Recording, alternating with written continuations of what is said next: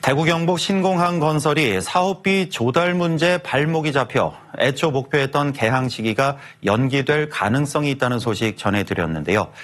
대구시는 기존의 공공자금 관리기금 융자와 정부 재정 지원이 한계에 부딪히자 새로운 자금 조달 방식을 추진하기로 했습니다. 그런데 이마저도 현실성이 떨어진다는 지적이 나옵니다. 박재형 기자입니다. 대구 경북 신공항 건설은 11조 원에 이르는 자금 조달 계획을 마련하지 못해 1년 넘게 답보 상태에 놓였습니다. 민관 공동의 특수목적법인 설립이 무산된 데 이어 정부의 공공자금관리기금을 빌려 사업을 시작하는 방식도 기약이 없습니다.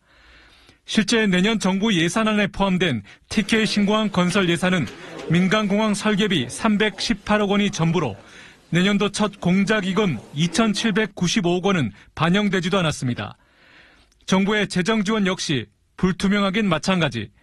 이렇게 자금 조달 방안이 한계에 이르자 대구시는 새로운 해법을 제시했습니다.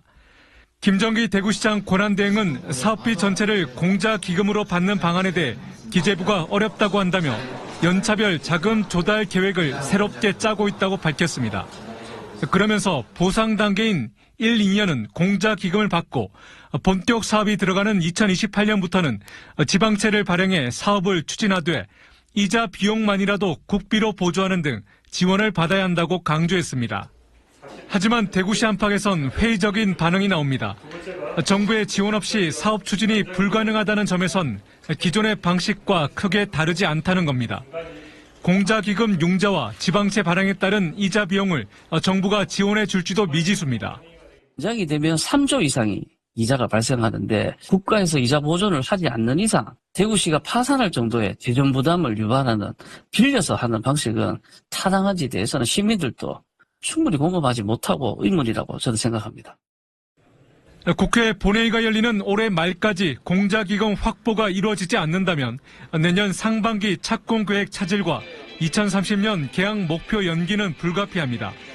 임기 9개월 남은 시장 권한대행의 현실적인 한계도 있는 만큼 내년 6월 지방선거에서 뽑힌 대구시장이 재원 조달 방안 등을 새롭게 마련해 사업을 재추진해야 한다는 주장도 고개를 들고 있습니다. MBC 뉴스 박재영입니다.